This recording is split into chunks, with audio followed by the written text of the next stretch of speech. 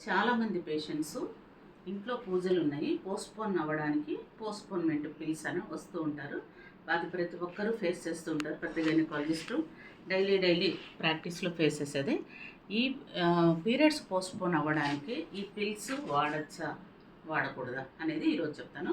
I'm doctor Shobha, Siri hospitals, Rajanna Sircilla జిల్లా. ఈ pills ఎందుకు వాడకూడదు అంటే ఇవి చాలా డేంజర్ అనమాట. Hormonal treatments. ఈ హార్మోనల్ ట్రీట్మెంట్స్ ఎంత డేంజరు అంటే అవి మనకి రక్తనాళాల్లో రక్తం కూడా గడ్డగట్టే ఛాన్సెస్ ఉంటాయి. కాబట్టి అవి ఎలా పడితే అలా చాక్లెట్స్, పెప్పర్మెంట్స్ వాడినట్టు వాడకూడదు. ఇవి కానీ దీని యూసేజ్ దేనికి ఉపయోగిస్తారు అంటే మామూలుగా పీరియడ్స్ ఎక్కువ పోతున్న కొంతమందికి ఏంటంటే 5 days 4 days డైలీ 2 pads అవ్వాలి. కాకపోతే కొంతమందికి 7 days 10 days దాన్ని మెనరేజీ అంటారు.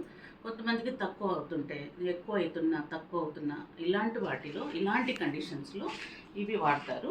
మళ్ళీ ఎండోమెట్రియోసిస్ అనేటువంటి ఒకటి ఉంటుంది డిసీజ్. ఏంటంటే మనకి నెల బయటకు పోవాల్సినటువంటి మెన్స్ట్రువల్ ఫ్లూయిడ్ అది లోపల ట్యూబ్స్ నుంచి అబ్డామిన్లో స్పిల్ అవుతుంటుంది. దాన్ని ఎండోమెట్రియోసిస్ అంటారు. అది చాలా పెయిన్ఫుల్ కండిషను. అలా వెనక్కి వెళ్ళడం, అబ్డామిన్లోకి వెళ్ళడం వలన చిన్న నాడ్యూల్స్, చాక్లెట్ సిస్ట్లు అంటారు, ఎండోమెట్రిటిక్స్ నాడ్యూల్స్ అంటారు. ఇవి చాలా పెయిన్ఫుల్ ఉంటాయి. అవి పిల్లలు పుట్టకుండా కూడా బాగా డిస్టర్బ్ చేస్తాయి.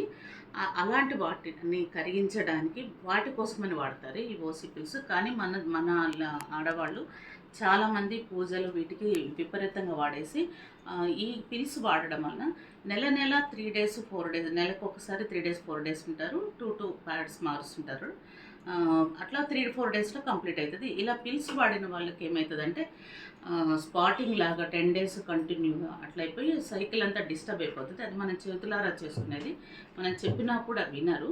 అలాంటి వాళ్ళకి ఏం చేయాలంటే మళ్ళీ సైకిల్స్ రెగ్యులర్ చేయాలి. ఇప్పుడు ఇచ్చిన హార్మోన్ని హై డోస్లో పెట్టి దాన్ని రెగ్యులర్ చేయాలి. అంటే ఇది చేతులారా చేసుకున్నట్టే కదా. కాబట్టి ఈ OC pills, oral contraceptive pills అనేవి అది మెడికల్గా యూస్ చేయడానికి, హార్మోనల్ ఇంబ్యాలెన్స్ని ట్రీట్ చేయడానికి, ఎండోమెట్రోసిస్ అంటే పెయిన్ఫుల్ కండిషన్స్ కోసం, మెనరేజియా అంటే ఎక్కువ బ్లీడింగ్, డిస్ఫంక్షనల్ యూట్రైన్ బ్లీడింగ్, మంత్లో 3-4 days అవ్వాల్సిన పీరియడ్స్ చాలా ఎక్కువ 10-15 రోజులు అయితే అలాంటి కండిషన్స్లో వాడాల్సినటువంటి ఓసి పిల్స్ మన వాళ్ళు ఇష్టం వచ్చినట్టు వాడేసి మళ్ళీ దాన్ని బ్లేమ్ చేస్తారు.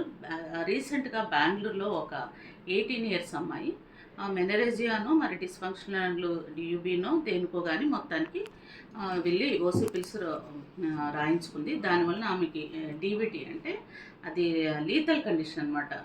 డిసిమినేటెడ్ వెంట్రుకులర్ డీవిటీ, వెంట్రుకులర్ కోయాగులేషన్ అంటారు. మెమరీ ఫుల్ అయిపోయి డీవీటీలోకి వెళ్ళిపోయి ఆమె డెత్ అయిపోయింది. ఆ అమ్మాయిని అడ్మిట్ అవ్వమని కూడా అన్నారు. డీవీటీ కండిషను అది ఎట్లా అంటే మన వెజల్స్, కాళ్ళు, బాడీలో ఎక్కడైనా సరే వెజల్స్లో అది బ్లడ్ క్లాట్ అయిపోయి అది బ్రెయిన్, హార్ట్ దాకా వెళ్ళి ఎంబాలిజం ఫామ్ అయ్యి డెత్ అయిపోతారు. ఆమెను అడ్మిట్ అవ్వమన్నారు కూడా, కానీ ఆమె అడ్మిట్ అవ్వకుండా హాస్పిటల్లో వెళ్ళిపోయింది. దానివల్ల ఆమె డెత్ అయింది. అంటే ఓసి పిల్స్ మరి దీన్ని బట్టి ఆమె చనిపోయింది కదా, బ్యాన్ చేయాలా అంటే దానికి గుడ్ కండిషన్స్ ఉంటాయి, బ్యాడ్ కండిషన్స్ ఉంటాయి. ఓసి పిల్స్ యూసేజే వేరే, కానీ మనం వేరేగా వాడుతున్నాము. ఎక్కువగా ఓసి పిల్స్లో హై ఈస్ట్రోజన్ ఉన్నటువంటి పిల్స్ బాడీలోకి వెళ్ళిపోయి ఆ వెజల్స్లో క్లాట్స్ ఫామ్ అవుతాయి. అందుకని లో ఈస్ట్రోజన్ ఉన్న వాటిని సెలెక్ట్ చేసుకోవాలి. ఎప్పుడైనా లీతల్ కండిషన్ ఎర్లీగా వెళ్తే ఇలాంటి డీబీటీ ఫామ్ అయినా కూడా హాస్పిటల్లో అడ్మిట్ అవునప్పుడు అడ్మిట్ అయితే ఆమెను సేవ్ చేయొచ్చు. కాబట్టి ఓసి పిల్స్ అనేవి చాక్లెట్స్ కాదు, క్యాడ్బరీస్ కాదు.